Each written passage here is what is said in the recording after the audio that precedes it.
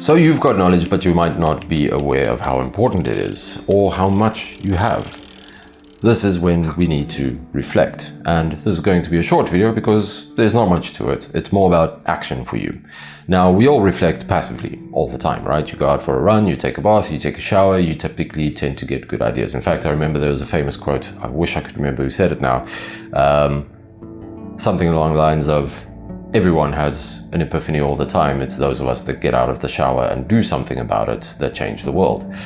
And this is a beautiful and true notion and speaks to the spirit of reflection. Now, there are other ways to drive reflection more actively. And first and foremost, if it's a work skill set, you could potentially use a mind map. So you could draw down whatever your skill is and then what it takes, all of the different components that go into it, and then filter more and more and more. This is an incredibly valuable way to transfer tacit knowledge, things that you might have learned in your job but are not necessarily documented, in a way that could onboard other people onto a project or teach them things that you wish they would know so that they could function better as your teammates.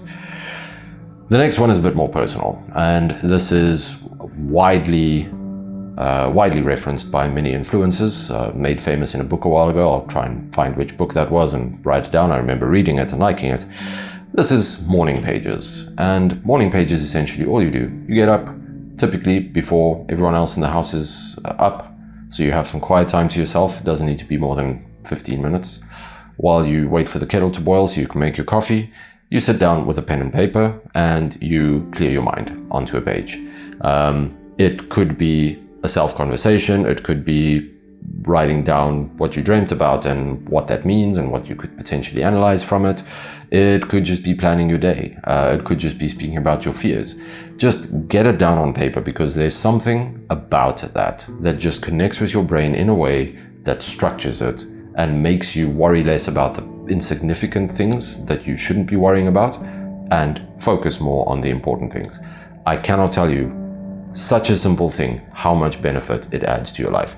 Whenever I find myself getting to a week where I feel like I'm overwhelmed, where I'm losing it a little bit, I open up my little morning pages notebook and I go, I haven't written here for 4 or 5 days. I've been bad. No wonder my mind's a mess. Start getting the habit back together, and within a day or two, I just feel tops again.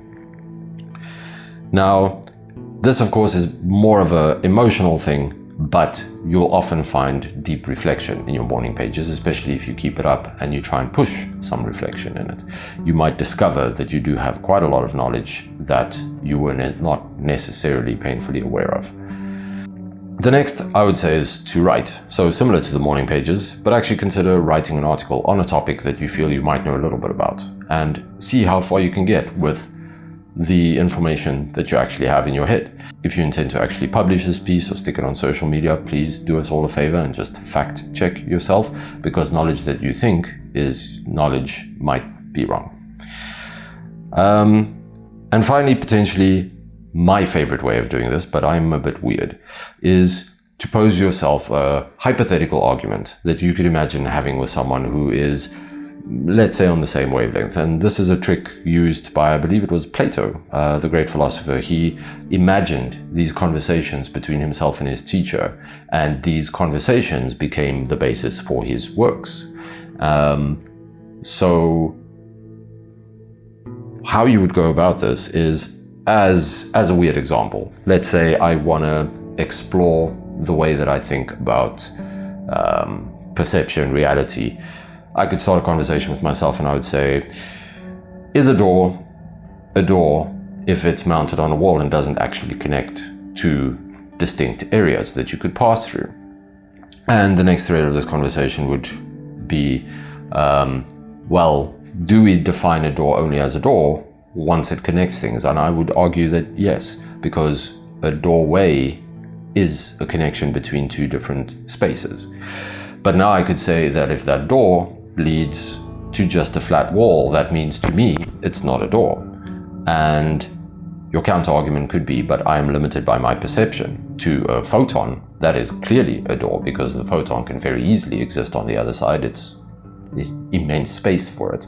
So to a photon, a door is a door if it leads to a wall, but to me as a human, with my limited capacity to understand the world around me, it is not. And is that okay? Am I okay with dropping that as an argument? Am I okay with saying that it's relevant to who you are?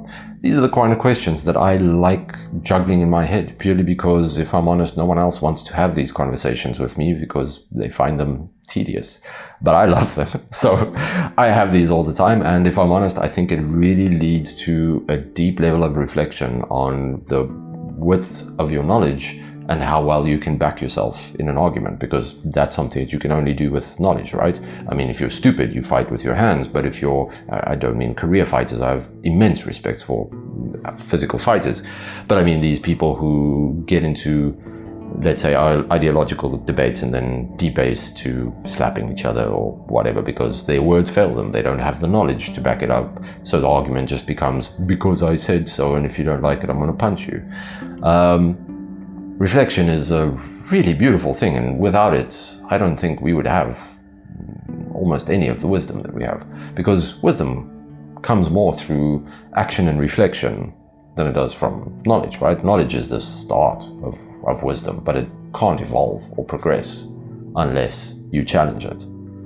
And once we reflect and develop some wisdom, we then reflect on the wisdom, and once we reflect on multiple wisdoms, we gain insight, because you can start connecting dots between all these little pockets of wisdom that you have.